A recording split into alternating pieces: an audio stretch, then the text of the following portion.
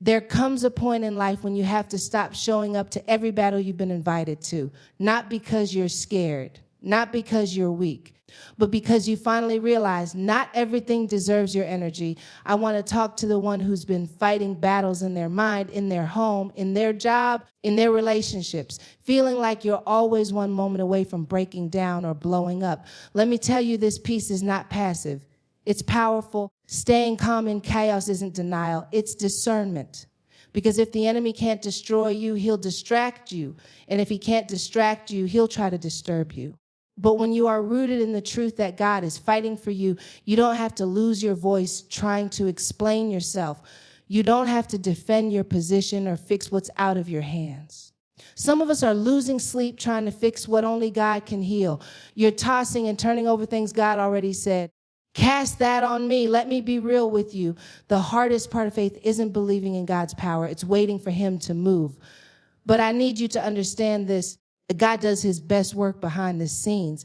The silence isn't absence. The delay isn't denial. Sometimes he's rearranging things, protecting you from things you don't even know about. So when things fall apart, it may just be God pulling together what you actually prayed for. I dare you to say to yourself right now, I will not be shaken. I will not be moved. I will stay calm and unbothered. Why? Because I've got a God who never sleeps, a God who never fails, a God who will finish what he started in me. Letting go isn't giving up. It's trusting up. You can't carry peace and control at the same time. You have to decide, will you run your life or will you rest in God's plan? I don't know what your situation is, but I know this things. You don't have to fight every battle. Some battles are won through surrender. So stay calm, stay unbothered, and let God handle what you can't, because he always does. And he always will. You've been taught to fight, taught to speak up, taught to clap back, prove your point, stand your ground, and listen. There's a time for that. But some of us have confused peace with passivity. We think if we're not fighting, we're losing. If we're not loud, we're weak. If we don't respond, we're being walked over. But what if I told you that peace isn't silence out of fear? It's strength under control. Let me break it down. Peace doesn't mean you're not aware. Peace doesn't mean you're Narvi. Peace means you've decided to anchor yourself in what God promised instead of reacting to what the world presents. Because let's be honest, and reacting is easy. Anybody can pop off. Anybody can post a petty quote. Anybody can match disrespect with more disrespect. But peace requires discipline. Peace says, I could, but I won't. Peace says, I see what's happening, but I won't give it power. Some of us have been taught that if we don't engage, we're weak. But real power isn't proven in your reaction.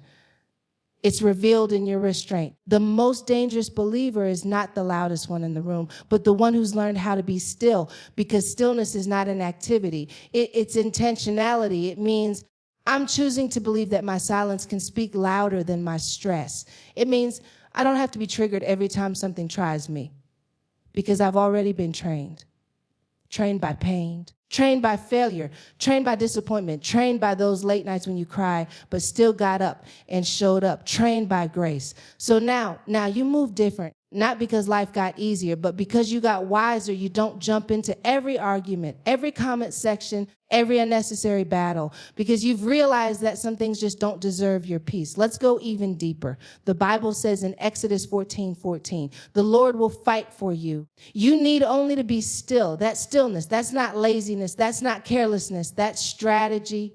Stillness is what makes room for the supernatural. When you refuse to get out of character just to prove a point, that's when God steps in and says, now let me show them who you belong to. The reason the enemy keeps trying to pull you into chaos is because he's threatened by your calm. He knows that if you ever learn to stand in peace, unmoved, unshaken, unbothered, you become dangerous. You become the kind of person that doesn't fold under pressure. You become the kind of woman, the kind of man, the kind of leader who walks into the room and shifts the atmosphere, not by shouting, but by standing, by showing up with your mind intact, by showing up with your jaw untouched, by showing up with your heart healed and your spirit rooted. That's the kind of power peace gives. And don't get it twisted. Peace isn't always a feeling. Sometimes peace is a decision. Sometimes peace is a choice you make in the middle of tears. Sometimes peace is saying, I don't like how this feels, but I trust God with how it ends. See, when you walk in peace, you stop being a puppet for the enemy. You stop dancing every time drama calls. You stop reacting every time someone tries you. You stop explaining yourself to people who were never assigned to understand you in the first place, because your peace has become your protection. That's what makes peace a weapon. Not just because it shields you from the noise, but because it silences the warfare. It changes the rules of engagement. It says, you won't find me in the place you used to provoke me. It says, I've elevated. I've healed too much to go back. I pray too hard to lose sleep over what God's already handled. I've grown too far to shrink for people who still live in the version of me that God already delivered me from. You want to mess with somebody, mess with someone who's petty. But me, I'm peaceful.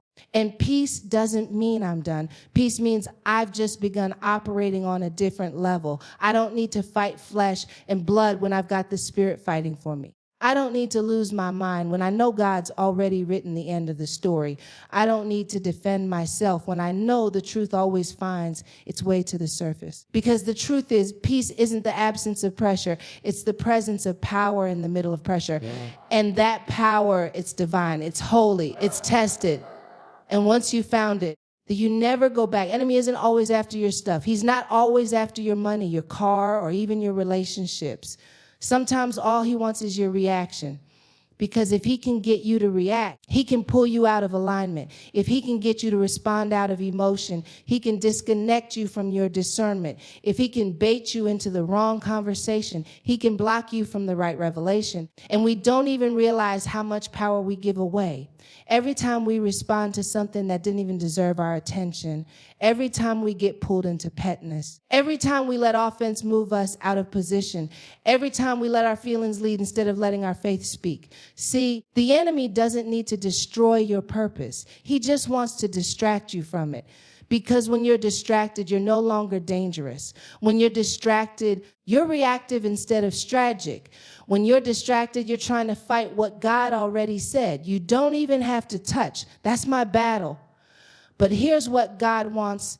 He wants your rat laziness, not avoidance, but soul rest, the kind of rest that says, I don't have to panic, I'm protected. The kind of rest that says, I don't have to control this, I trust the one who does. The kind of rest that refuses to get tangled up in what God already called finished. Let's go deeper. There are some battles in your life right now that are loud on purpose, not because they're powerful, but because they're desperate.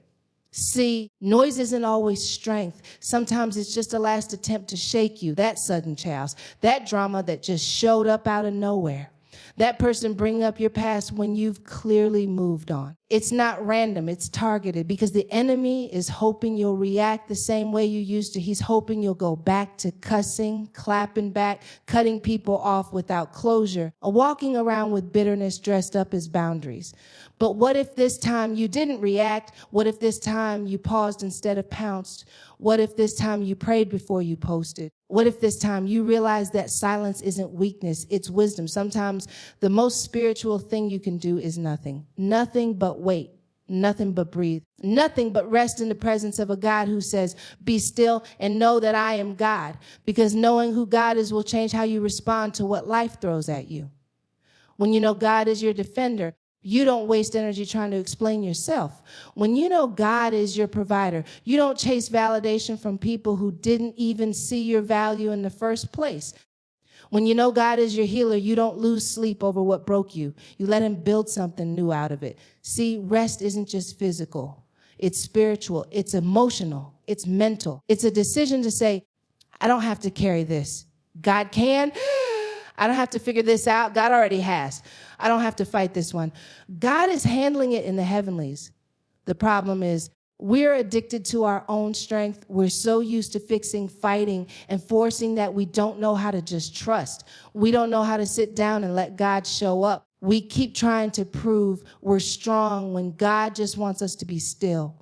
Because there's a difference between movement and progress. Just because you're busy doesn't mean you're blessed. Just because you're doing doesn't mean it's your something to do. Sometimes rest is the most radical act of faith you can offer, because rest says, God, I'm not going to try and do what only you can do. Rest says, I'm not going to argue with what you already resolved.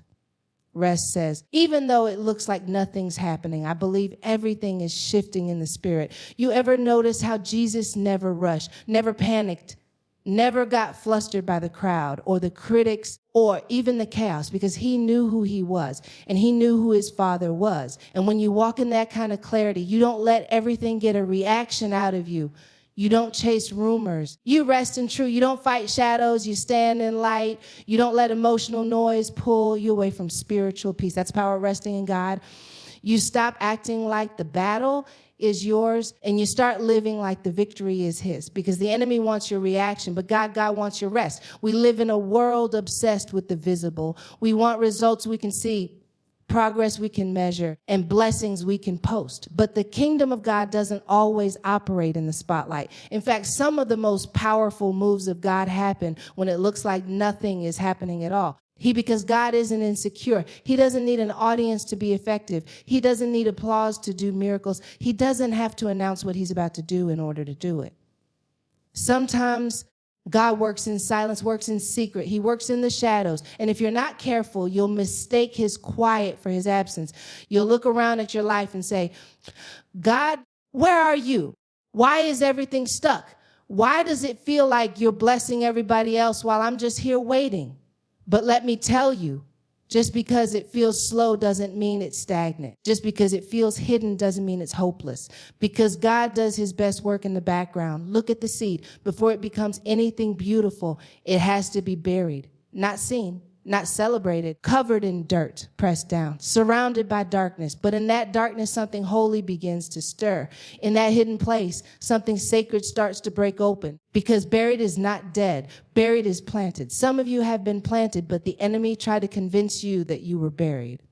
He tried to label your quiet season as failure. He tried to make you believe that your hidden season meant you were forgotten. But there's a difference between being put away and being put in position. See, God hides what he's developing.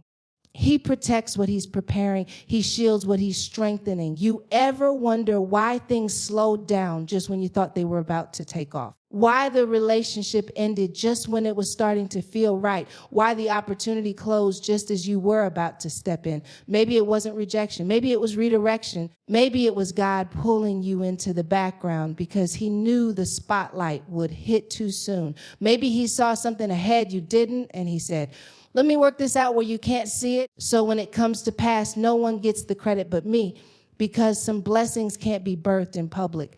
Some anointings have to be formed in private. And if God gave you the platform before he gave you the endurance, the same place that elevated you would be the place that exposed you. So he does the background work, the inner work, the slow, deep, uncomfortable refining that no one claps for. The kind of work where he breaks you to bless you, where he strips you so he can secure you.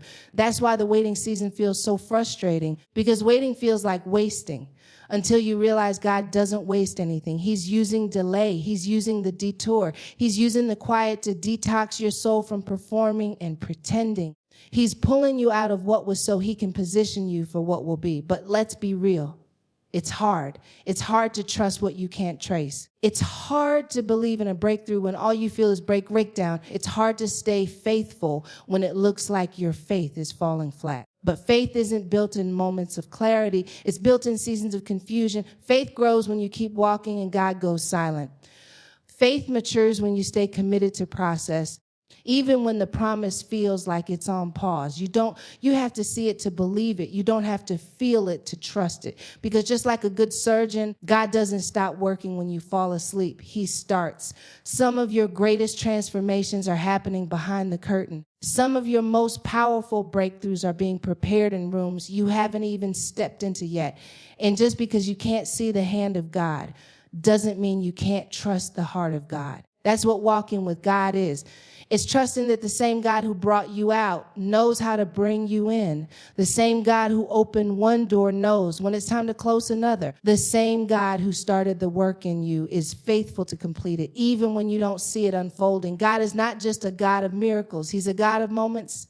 Moments in the shadows, moments in the in-between, moments in the midnight hour when no one knows what you're going through. But he sees you crying and still showing up. He sees you waiting and not quitting. He sees you trusting when everything in you wants to walk away. That's the background work. That's the building season. That's where purpose gets shaped, where identity gets strengthened, where anointing gets tested. Letting go is not losing. It's trusting the one who wins. There's a lie that's been whispered into your ear. That letting go means giving up. That releasing control means you've lost. That surrender is synonymous with failure. But I'm here to tell you that's the enemy talking, because letting go is not losing. It's the ultimate act of trust in the one who always wins. We get so caught up in holding on tight, holding on to grudges, to pain, to control, to people who don't want to stay, to dreams that look different than we imagined. We clutch so hard, thinking if we don't grip it with everything we have, it will slip away forever. But what if God is saying, release it because I have something better? Sometimes God asks us to let go, not because he's taking away our blessing, but because he's protecting our peace. Sometimes God asks us to loosen our grip so we don't choke the very thing he's trying to grow. Sometimes letting go is a form of obedience, a declaration that you trust his timing more than your fear. I want you to think about that for a moment. Letting go isn't a sign of weakness. It's a sign of wisdom. It takes more courage to release what you love into God's hands than to hold it and try to control it yourself. See, holding on too tight often blocks blessings from flowing. When you hold on to your pain, you're bitter and past. You're holding on to chains. When you hold on to your plans and refuse to pivot, you're holding on to stagnation. When you hold on to control, you're holding on to stress, anxiety, and frustration. But when you let go, you open space for God to move. You create room for his peace to fill your heart. You allow his power to work in ways you never could on your own. Letting go means you are willing to trust in perfect plan, even when it looks uncertain. It means you are willing to say, God, I don't know how this will end, but I know you are faithful. It means surrendering your how and when and just holding on to the who, the one who holds all things together. You don't have to carry every burden. You don't have to fight every battle. You don't have to fix every problem. There is freedom in release. I know it's scary. Letting go means vulnerability.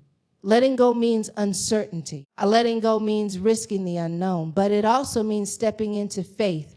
Faith that God is bigger than your mistakes, your disappointments, your fears. Faith that God is still working behind the scenes, even when you can't see it. Faith that God's timing is perfect, even when it doesn't line up with your calendar. Remember, God is a God who wins. He's not a God who loses battles or abandons his children. He's a God who fights for you. He's a God who redeems your mess and turns it into a message. He's a God who brings beauty from ashes and crowns your pain with purpose. Letting go is an act of surrender to that truth. It's saying, God, I trust you more than I trust my own understanding. It's saying, I believe you are able to do immeasurably more than I could ask or imagine. So when you feel the urge to hold on to, ask yourself, is this faith or fear? Is this control or trust? Is this my pride or God's plan? Because there is power in releasing. There is peace in surrendering. There is life in trusting the one who never fails. Letting go doesn't mean the story is over. Letting go means the next chapter is being written by the one who knows how to bring the best ending. So hear me loud and clear today. Stay calm and unbothered, because peace is not a sign of weakness. It's your weapon. When the enemy comes for your mind and your emotions refuse to react, instead rest in the God who fights your battles. Remember, God's best work is often happening behind the scenes, in the quiet, the waiting, the unseen places. So don't lose heart when it feels like nothing's happening. And above all, I know that letting go isn't losing. It's trusting the one who always wins. You don't have to carry the weight of the world on your shoulders. You don't have to fix what only God can fix. So release it, surrender it, and watch God handle what you can't, because when you choose to stay calm and unbothered, you position yourself to walk in divine favor and peace that surpasses all understanding. Trust him, rest in him, and watch how he moves on your behalf. Let God handle what you can't, and watch your life transform.